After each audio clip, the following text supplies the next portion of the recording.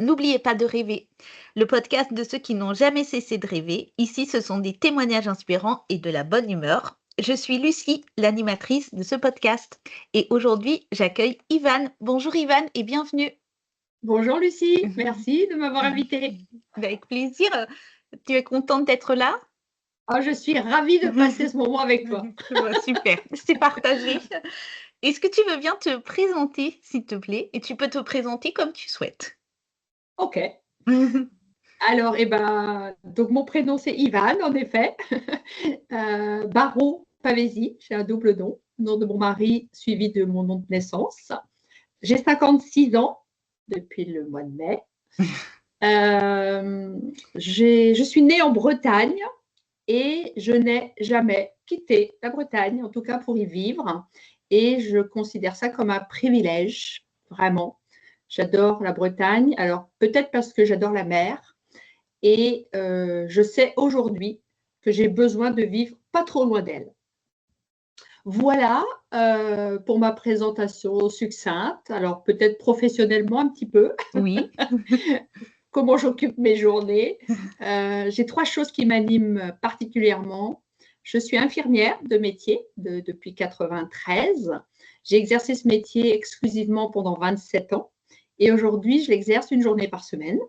Et là, je travaille dans un hôpital de jour et j'accompagne des personnes qui ont une ou plusieurs addictions. J'adore ça aussi.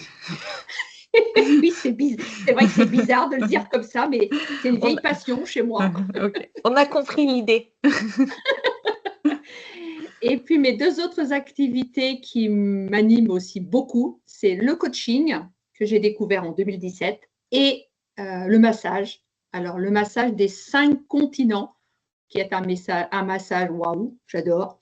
Et récemment, là c'est encore tout récent, je me suis formée au massage du 6e continent. C'est la même fédération. Okay. Et là pour l'instant, j'en suis au stade où je m'entraîne.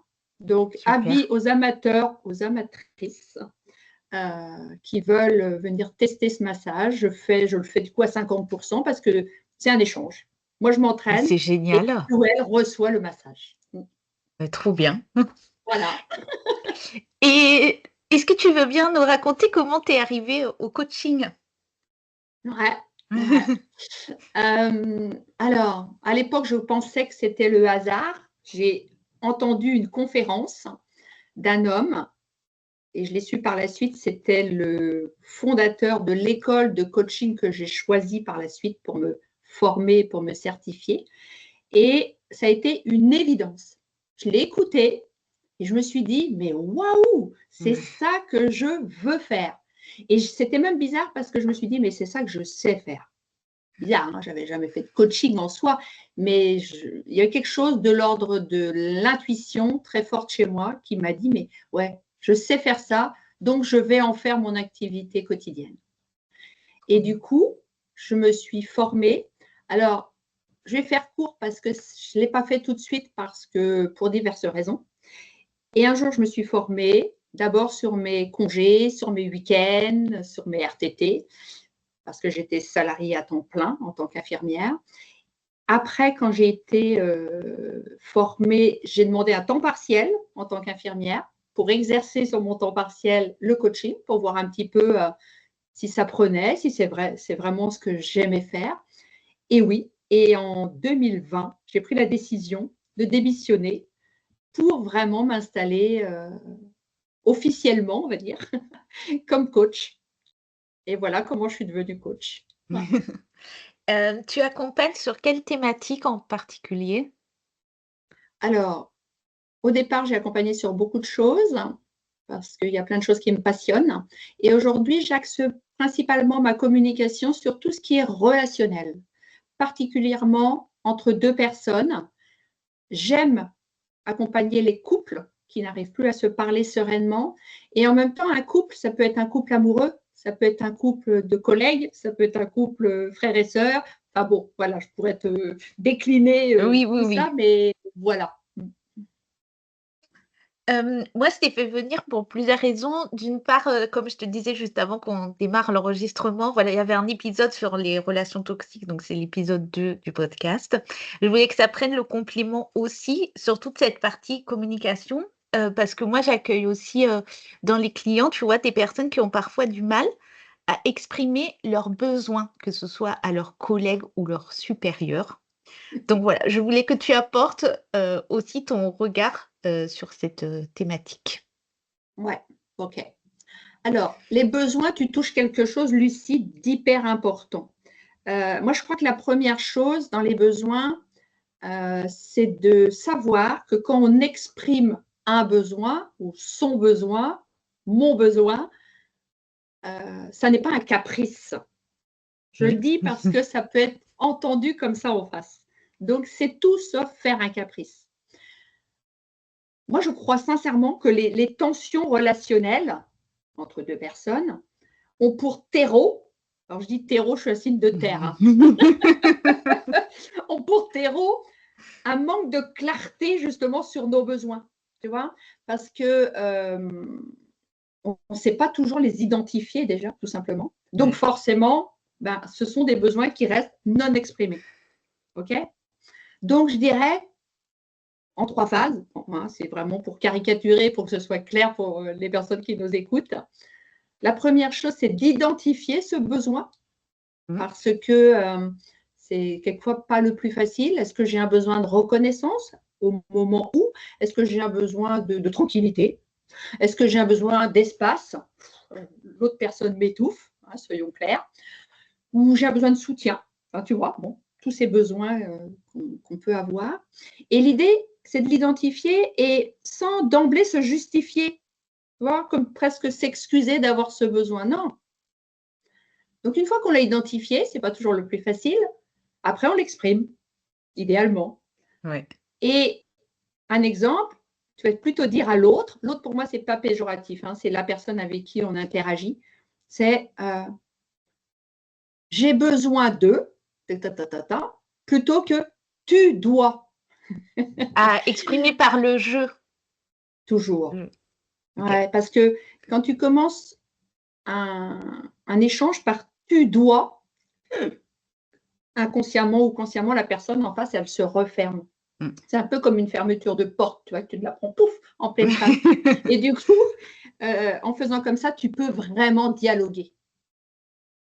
OK. Et enfin, je dirais en troisième phase, si on est dans les besoins, c'est alors, tu appelles ça comme tu veux, ça peut être les honorer, ça peut être les assouvir, c'est y répondre, bien sûr. Une fois que tu l'as identifié, exprimé, l'idée, c'est de le combler, ce besoin. Alors, Ouais. parfois, il peut être comblé par l'autre, en effet. Hein, moi, je ne ferme pas, je ne mets pas une croix sur le fait que tous les besoins doivent être assouvis par soi-même.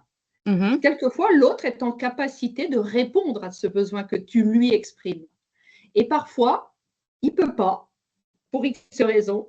Et donc, c'est là que tu dois aller chercher en toi. Mais moi, comment moi, Ivan, comment moi, Lucie, je peux répondre à ce besoin parce qu'il est important pour moi. OK. Je ne sais pas si ça répond à ta question. Si, c'est pas mal, mais j'ai une autre question pour la suite.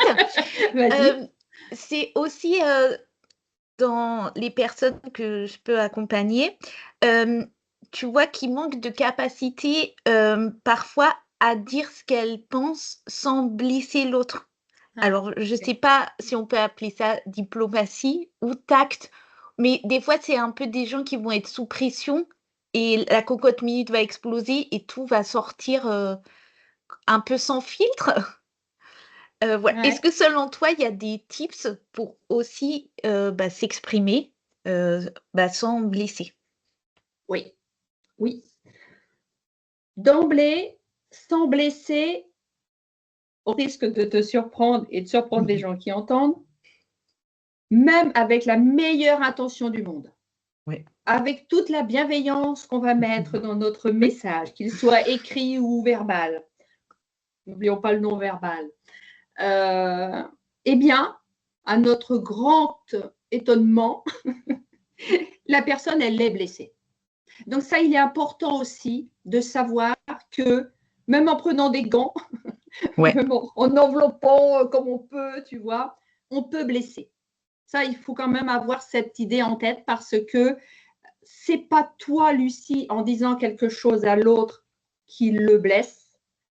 C'est les mots que tu as utilisés qui vont aller, pouf, se répercuter sur la personne et qui vont probablement aller toucher à quelque chose, soit qui l'agace, soit qui la blesse. Ok. Donc ça, c'était la première chose. Ensuite, tu as parlé de cocotte minute. J'aime beaucoup cette image de la cocotte minute parce que ça parle à tout le monde. Oui. Et bien, l'idée, justement, dans nos relations, c'est de ne pas attendre que la cocotte minute explose. Et un tips, puisque tu demandes ce genre de choses, c'est, ça ne se fait pas du jour au lendemain, mais l'objectif, c'est celui-là, c'est d'exprimer au fur et à mesure, à chaque fois que nécessaire, à chaque fois que ça se présente, le besoin. Et ne pas, j'entends les personnes dont tu parles, elles n'osent pas, donc elles se taisent, donc elles se disent, bon, c'est pas grave, on va laisser passer pour aujourd'hui. Et tout ça, c'est tout l'inverse de se respecter. Tu vois, c'est mettre de côté son propre besoin, son propre ressenti, surtout pour ne pas blesser l'autre. Et du coup, c'est là où ça s'empile, ça s'empile, ça s'empile. Et pouf, à un moment donné, ça saute. Et là, évidemment, c'est tout sauf diplomate. Oui. Puisque là, ça sort avec nos tripes. Ouais. Tu sais, c'est on dit aussi la goutte d'eau qui fait déborder le vase. Enfin, et là, forcément, c'est rarement porteur. La relation, généralement, enfin, en tout cas, l'échange est rarement sympathique, quoi. Parce que finalement, nous avons trop attendu. On s'est trop assis sur nos besoins. Ben oui. Et voilà. Mais moi, j'ai été cette personne comme ça qui Ah, ne disait rien. Et c'est aussi pour ça que je t'ai fait venir pour ouais. lié à mon histoire personnelle. Avant, j'exprimais rien. Donc effectivement, j'ai été cette personne un peu cocotte minute qui du jour au lendemain allait voilà, Ouais. sortir tout ce que j'avais à sortir. Et je le vois aussi dans mes clients. Donc je suis très contente que tu t'exprimes sur ce sujet. Et je voulais savoir si toi, tu as toujours été une communicante expressive comme tu es aujourd'hui, ou bien est-ce que c'est des capacités que tu as développées? Alors, j'essaye de remonter assez loin. Comme je disais, j'ai 56 ans, d'où l'éventail, hein, les bouffées de chaleur, comme c'est beau. Voilà. Bref, est-ce que j'ai toujours… Alors, je crois, oui, que j'ai toujours eu en moi cette capacité à être à l'aise dans les échanges. Ça, c'est sûr. Ok. Je crois que c'est… Voilà, ça fait partie de moi. Merci, merci la nature de m'avoir donné ça. Et en même temps, pour être tout à fait honnête et transparente, moi aussi, longtemps, et en particulier, là, je vais faire, tu vois, un aparté dans la vie de couple. Avec mon mari, j'ai pu me taire, j'ai pu ne pas dire, j'ai pu presque m'effacer. Alors, moi, c'était pas tant pour ne pas le blesser, c'était pas ça l'idée, c'était parce que j'avais une autre peur qu'on n'a pas abordée, mais qui est aussi très importante quelquefois dans le fait qu'on ne dise pas les choses. J'avais peur d'être abandonnée. Ok. Tu vois? Et donc, Mmh. quelle que soit la raison pour laquelle on se comporte comme ça, à savoir ne pas s'honorer, respecter ses besoins, le résultat est le même. Mmh mh. Et peu à peu, et c'est pour ça aussi que je suis arrivée à accompagner les couples, c'est que je trouve que c'est un super terrain de jeu et j'ai beaucoup, beaucoup appris au fait que je pouvais m'exprimer, y compris avec mon mari, qui est toujours le même aujourd'hui, sans qu'il m'abandonne, et que même au contraire, ça se passe de mieux en mieux. Bon, super. J'étais venue à ta conférence il y a quelques mois. Tu avais aussi abordé la thématique de l'empathie.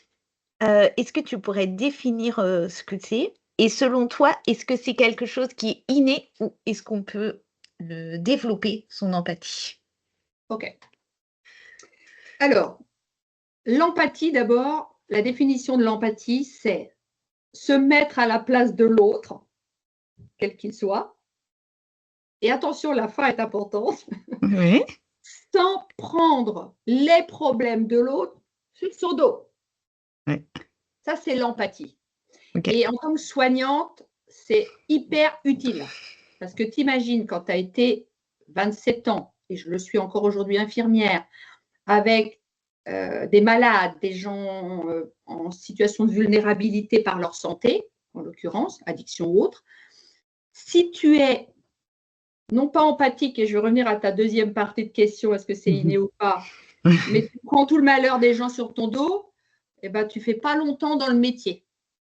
Hein, et je fais juste, tac, burn-out, quelque part, on n'est pas loin de ce truc-là. Alors, est-ce que c'est inné? Est-ce que ça se travaille? Je pense que pour certaines personnes, encore une fois, c'est inné, tant mieux. Et bien sûr que ça se travaille. Et souvent, c'est plutôt à l'inverse. Enfin, moi, en tout cas, dans les gens que je rencontre, les gens me disent d'ailleurs, je suis trop empathique. Mais c'est qu'ils ne sont Moi pas aussi, je empathiques. l'entends. Tu l'entends aussi? Oui, je l'entends. Ouais. Et je ne sais pas ce que tu réponds à ces personnes. Je leur dis qu'on n'est jamais trop quelque chose, que c'est Ouais. juste une notion d'équilibre et de savoir aussi, l'empathie, c'est aussi une dépense d'énergie, c'est une écoute à l'autre et je leur dis: «Il faut absolument aussi, trouver, des moments pour soi, aller marcher dans la nature sans écouter personne». Donc voilà ma réponse, mais j'attends la tienne. Ouais, non, mais je pense que nos réponses se complètent et puis il y aurait une troisième personne avec nous que ce serait encore Ouais. de l'eau au moulin. Moi, ce que je dis aux gens qui me disent je suis trop empathique, je suis OK avec toi. Trop ou pas assez, c'est un jugement qu'on porte sur soi. Oui. Donc voilà, à travailler forcément. Non, quand on dit qu'on est trop empathique, je pense que ce n'est pas vraiment de l'empathie. C'est un déséquilibre. J'aime bien aussi ce côté-là. C'est qu'on donne, on donne, on donne. Les gens qui se disent trop empathiques, c'est qu'ils donnent par leur écoute, par leurs actions, par leur présence, enfin, plein de choses, et oublient de recevoir. Tu vois, et étonnamment, j'en parlais avec une cliente hier, quand on donne trop, de l'extérieur, ça peut être sympa, on peut se dire waouh, c'est top cette personne, elle donne de son temps, elle donne de sa présence, elle donne de son écoute. Sauf que ce qu'on oublie, et je l'ai découvert il n'y a pas si longtemps, c'est que tu crées un déséquilibre dans la relation. Parce que du coup, tu rends l'autre personne, toujours souvent inconsciemment bien sûr, mais un peu, elle te doit quelque chose. Ah, Tu vois, oui, OK. cette Il y a une notion de forme de déséquilibre. ouais. Là, tu penses que la personne, elle attend une forme de reconnaissance, liée à son écoute, ce qu'elle a pu avoir pour l'autre? Eh ben, en tout cas, certaines personnes l'expriment comme ça. Il y en a OK. marre, il y en a marre, c'est un peu comme la cocotte minute. Moi, j'ai toujours écouté les gens, j'ai toujours été là quand ils avaient besoin de parler de leurs problèmes. Et le jour où moi, j'ai eu besoin, eh ben, on ne m'a pas écouté. Tu vois? Et c'est là où je pense que empathique, alors, il y a des métiers, et on ne fait pas des métiers par hasard, aujourd'hui, je le sais, mais il y a aussi des situations où j'incite les gens, j'invite les gens, quand tu fais quelque chose sous notion d'empathie, fais-le parce que ça te fait réellement plaisir. Parce que même si après, il n'y a pas un retour, la fois où toi, tu as envie d'être écouté et que tu n'écoutes pas, ce sera OK. Alors Ouais. que si tu le fais avec une attente de retour, eh bien, souvent, tu es déçu. Parce que tout le monde n'est pas empathique, tout le monde n'a pas envie d'écouter, tout le monde ne va pas faire semblant d'écouter alors qu'il n'a pas envie, etc., etc. Tu vois, c'est un peu, je vais te prendre un exemple très concret, mais tu invites quelqu'un à manger chez toi, et ça Oui. peut être éducationnel aussi, hein, et te dire, bon, je l'ai invité une fois, je l'ai invité deux fois, donc maintenant c'est à il ou à elle de m'inviter une fois ou deux fois. On entend ça souvent. Non, tu invites les gens, c'est avec ton cœur, tu as envie de les avoir à la maison, ils viennent, c'est sympa, on passe un bon moment. Ils ne t'invitent jamais, mais c'est OK. En tout cas, c'est OK pour moi. Ouais, Tu vois? OK. Parce que je donne avec sans attendre un retour. Et pour moi, travailler l'empathie, c'est peut-être un petit peu par ce chemin-là. Il y en a sûrement plein d'autres, mais ouais. Il y a aussi une qualité dont je parle souvent à mes clients et je trouve qu'on n'en parle pas assez. Je t'écoute, hein, j'ai perdu une oreillette, mais je OK. t'écoute. C'est l'assertivité L'assertivité, ouais. que, je trouve que c'est une vraie qualité qui, pour moi, se développe et c'est aussi, une qualité que je trouve intéressante pour la communication aussi, en équipe, pour tous les gens qui, parfois, en réunion d'équipe, se sentent complètement, effacés. Et moi, il y a certains, je les pousse dans les clients, je leur dis: «Mais votre objectif, c'est une fois, je prends la parole en réunion, à cette réunion-là et après pour vraiment aussi, prendre sa place». Donc voilà, je voulais ton regard sur cette thématique. Alors, ce qui m'intéresse avant, Lucie, si tu Ouais. veux bien, c'est de me donner ta définition de l'assertivité. Ouais. Normalement, c'est moi qui pose les questions. Mais Et en même temps, j'ai besoin de bien comprendre ce que tu attends de moi par rapport à ce mot-là, tu vois? oui, moi l'assertivité, mais c'est ma définition, Mais oui, c'est aussi, pour moi, c'est une qualité relationnelle de savoir s'exprimer sans, empiéter sur le regard de l'autre. Sans empiéter sur les limites de l'autre et c'est aussi savoir écouter un point de vue qui est différent de du sien. Donc moi, je le vois vraiment dans la mais je voilà, je pense que c'est dans plein de sphères. Moi, forcément, j'ai l'image aussi des gens qui, en réunion d'équipe, s'effacent parce que selon eux, leur point de vue, n'est sûrement pas intéressant, ils se sentent pas légitimes. Pour moi, c'est aussi, associé à l'affirmation de soi. Voilà comment moi je la perçois OK, OK. et je trouve que l'assertivité, dans les clients que j'accompagne en bilan de compétences qui vont changer d'entreprise, se reconvertir et cetera, pour moi, c'est une qualité, c'est trop sous-coté comme je dis souvent. Pour moi, c'est à développer parce que ça sert, toujours pour, le bien-être et le relationnel, la communication avec les autres, en entreprise. OK. Alors, quand tu dis savoir s'exprimer, sans interpréter, en respectant les limites de l'autre, je suis OK. Parce que dans le relationnel, que ce soit en travail d'équipe, en réunion comme tu prends comme exemple ou juste à 2 personnes, en effet, c'est accueillir l'autre comme il est. Mmh mh. Donc ça, c'est une réelle qualité, je suis d'accord. Parce que, pour travailler en équipe, pour le coup, si tu juges d'emblée que telle personne, elle est pas digne, de travailler là ou qu'elle travaille pas assez bien de la façon dont toi tu vois les choses, forcément ça rompt tout de suite, alors ton expression à toi bien sûr, mais surtout aussi tu ne donnes pas l'autorisation, on va dire ça comme ça, à l'autre de s'exprimer vraiment sur ce qu'il est, sur la tu vois? Et on en revient toujours au même, c'est-à-dire que tu peux avoir des ressentis sur l'autre, pas top, on va dire ça comme ça, ou ben, il ne travaille pas de la façon dont tu voudrais qu'il travaille, elle ne s'habille pas de la façon dont tu aimerais qu'elle s'habille, surtout au boulot, on ne s'habille pas comme ça, enfin tu vois, avec toute Mmh notre mh. éducation, notre sac, etc. Et du coup, d'accueillir, j'aime bien ce mot, je fais la différence entre accueillir et accepter. Mmh mh. Pour moi, il y a une histoire de marche. D'abord, tu accueilles, après tu acceptes ou pas. OK. Tu vois? Tu choisis ou pas.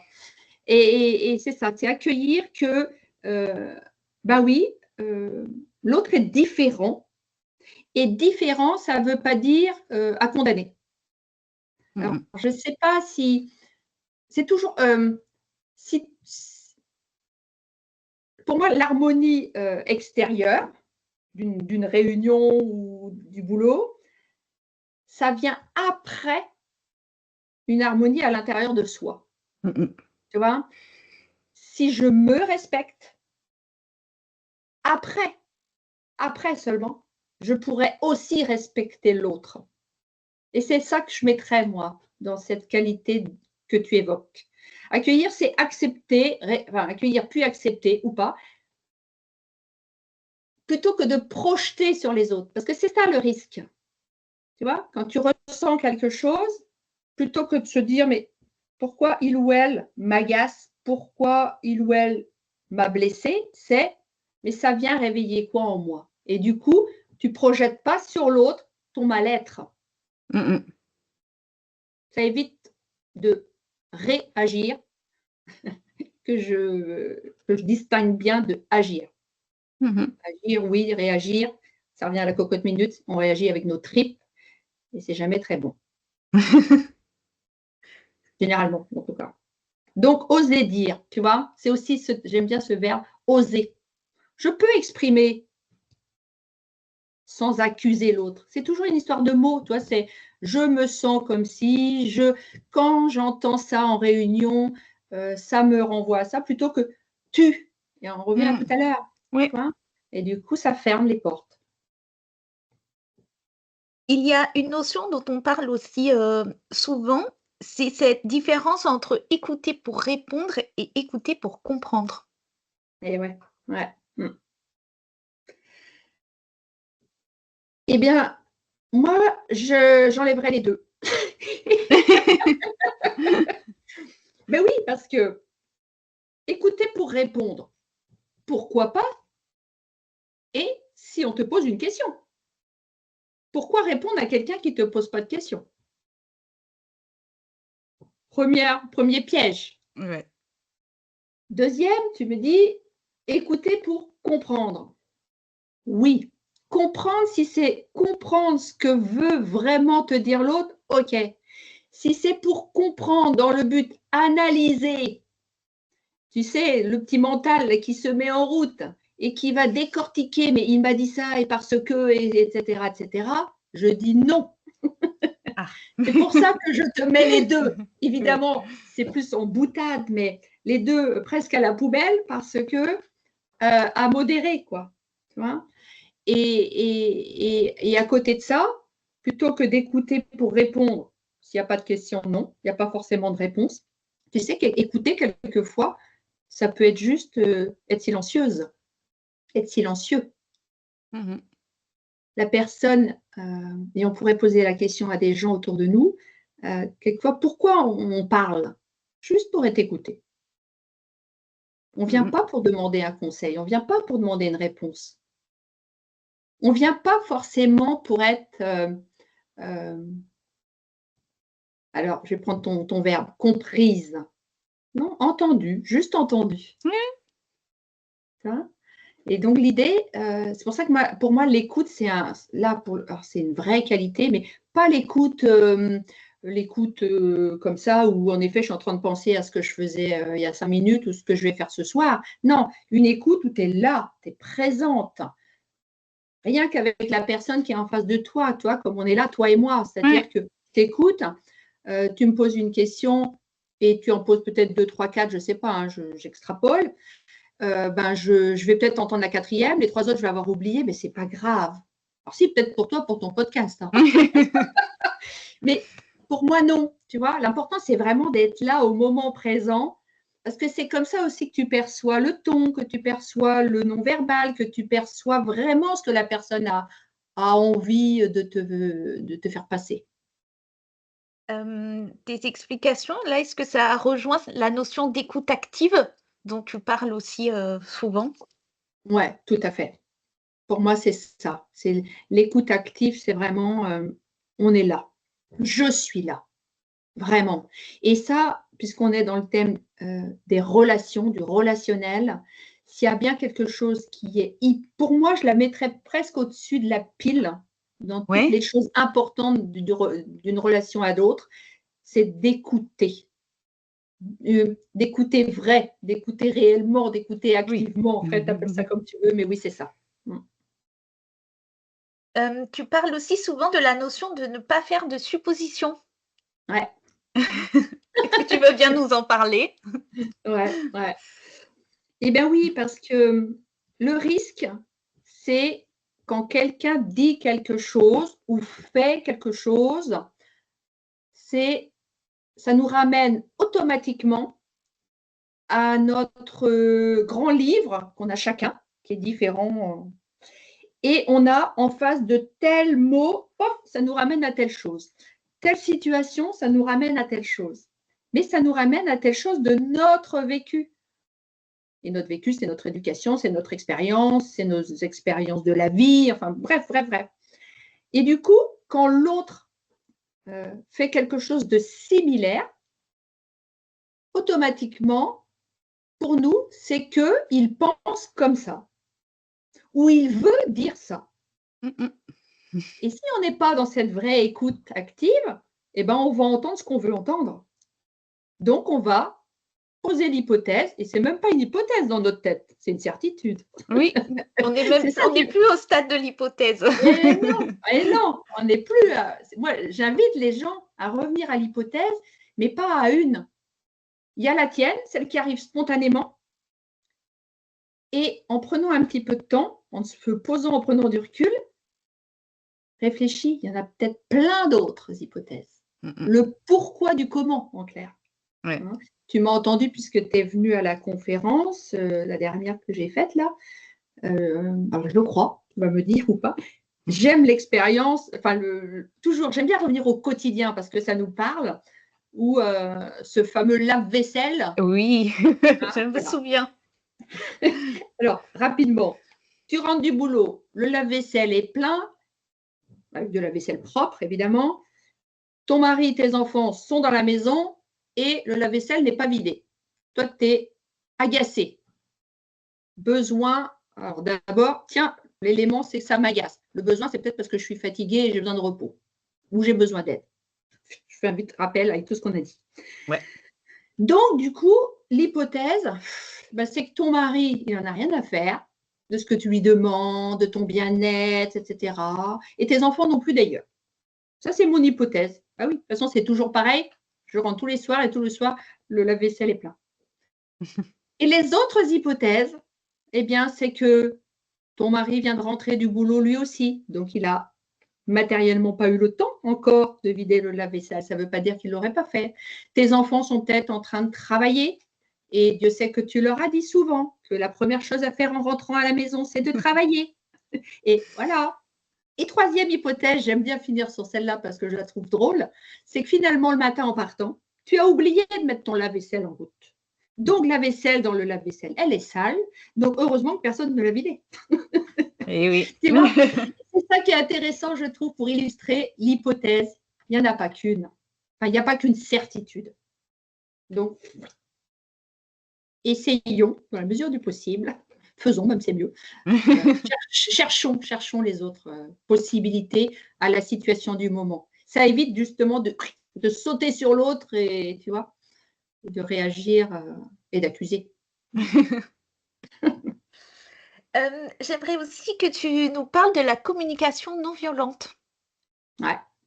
Alors, on l'a un petit peu abordé tout à l'heure, hein, parce que tu vois, quand je disais, on parlait des besoins, la communication non violente, pardon, c'est ça, c'est d'apprendre à dire les choses sans accuser et donc, résultat, sans blesser, pour revenir à tout à l'heure. Hein. Ouais. Parce que c'est vrai, autant que nous sommes tous, on n'arrive pas quelque part, on ne se lève pas le matin en disant je vais blesser un tel, je vais lui pourrir sa journée. Moi, j'y crois pas à ça.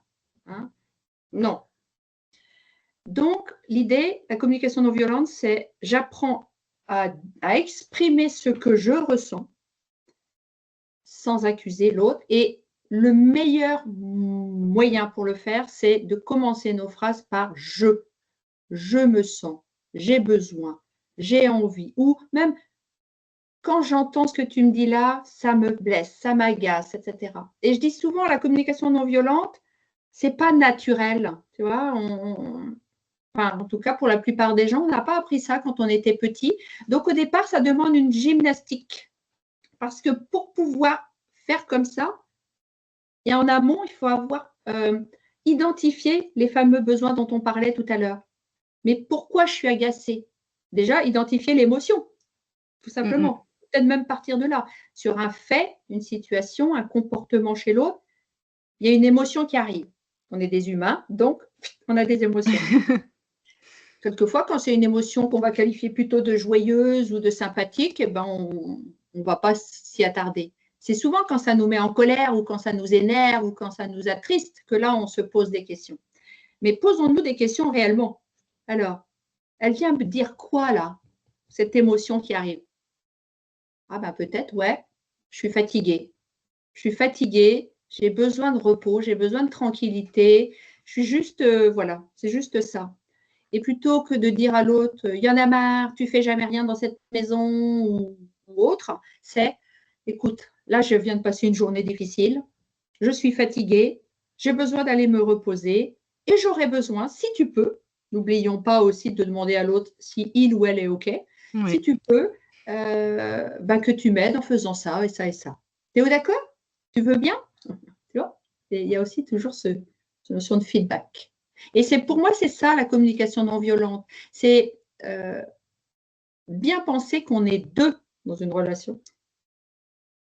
Donc, s'assurer qu'en face, la personne est disponible pour nous parler au moment où nous, on a envie de déverser. Ouais. Ça, c'est idéal. Dire, tiens, j'ai envie de te parler, est-ce que tu as du temps toi aussi? Ben non, moi j'ai besoin d'un peu de temps, j'ai besoin de recul ou non, là pour le moment, j'ai autre chose à faire. Tu vois. Et c'est ça aussi. On est deux, donc les deux doivent être disponibles au moment où. Est-ce qu'il y a un accompagnement qui t'a marqué en particulier dans les personnes que tu as vues dans ton cabinet? Alors, si je reste sur ce thème des relations, oui.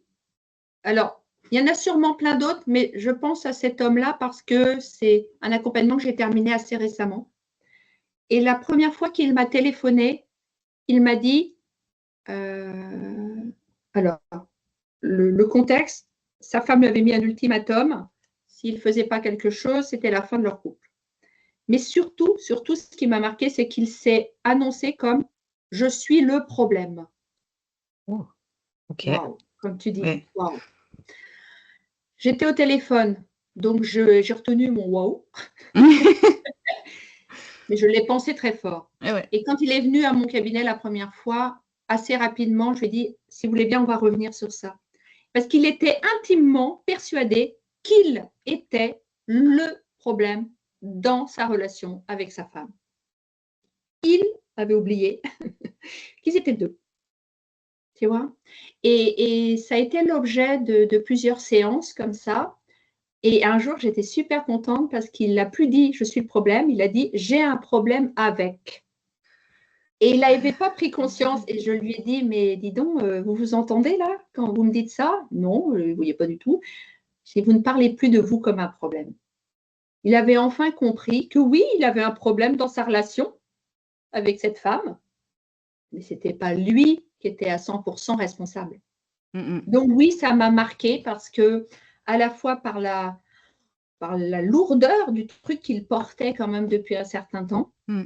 parce qu'il y croyait fermement, et aussi par l'évolution positive que j'ai vue, quoi. Donc Mmh. c'est sympa.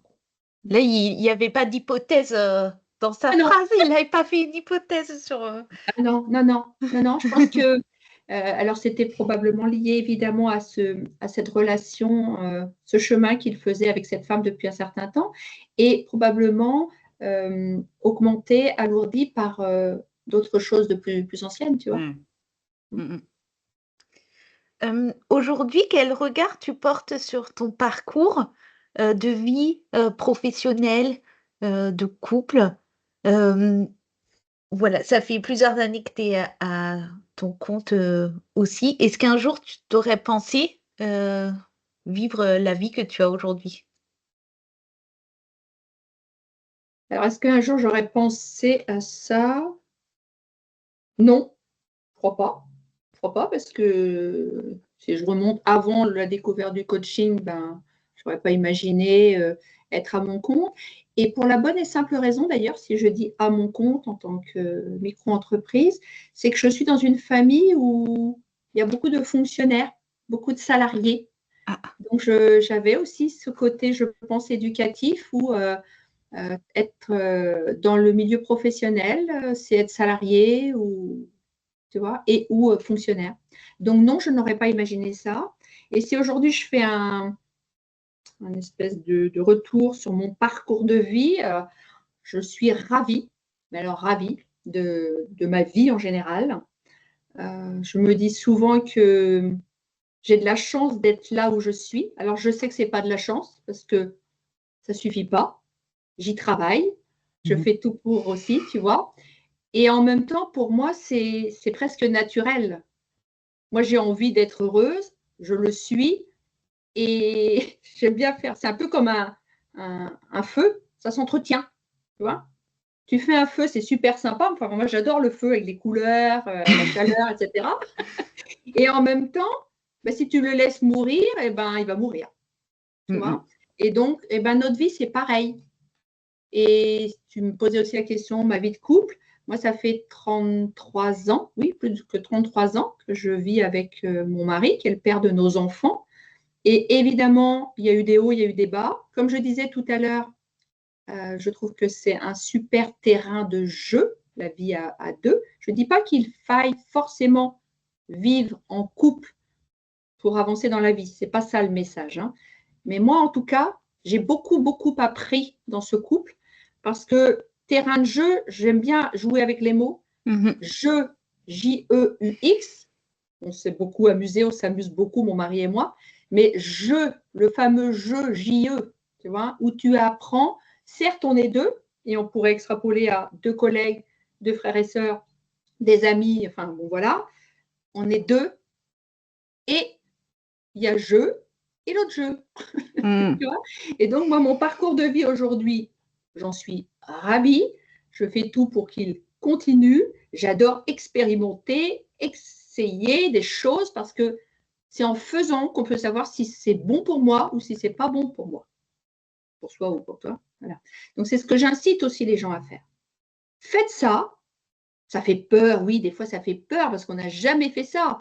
Allez, on y va. Et puis, c'est génial, donc on continue. Oh ben non, c'est pas top, c'est pas tout pour moi. Bon, ben au moins j'ai testé, ben, je vais passer à autre chose. Hein.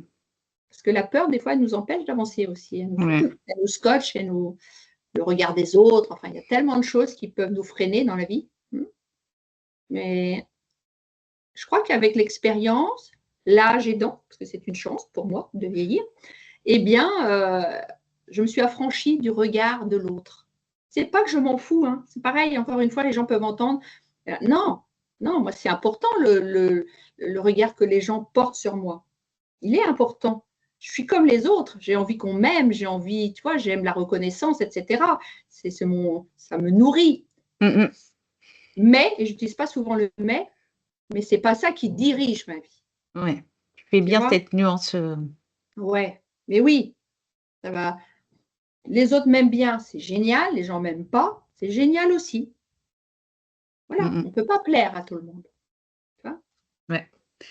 Tu es de nature joyeuse et optimiste.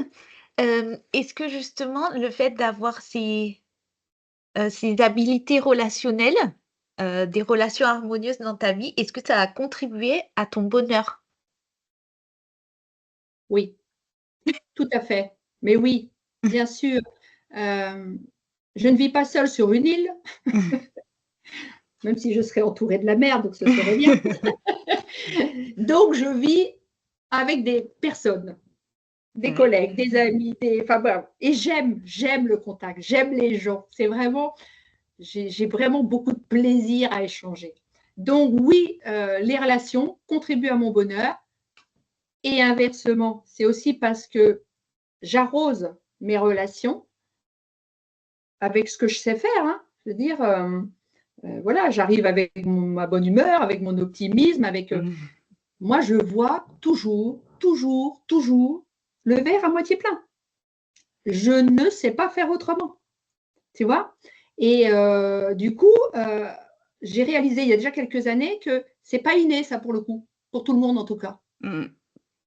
Donc, après, l'idée, c'est de prendre conscience et de mettre des choses dans ce verre à moitié vide pour inverser le truc.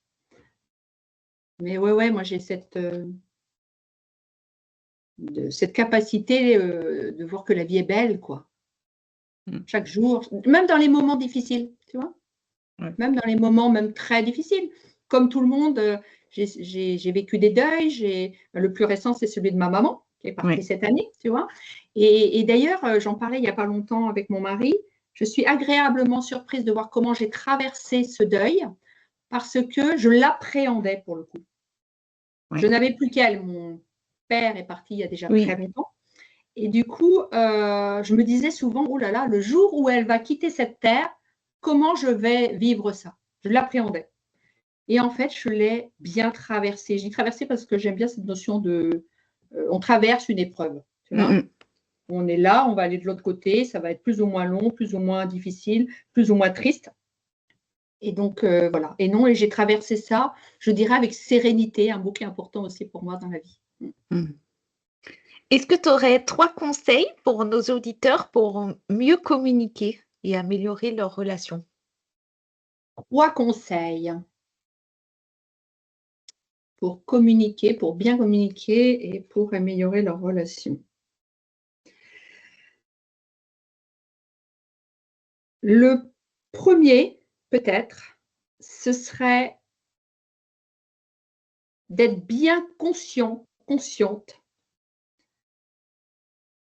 que j'ai ma part de responsabilité dans ce qui se passe dans ma relation avec X ou Y.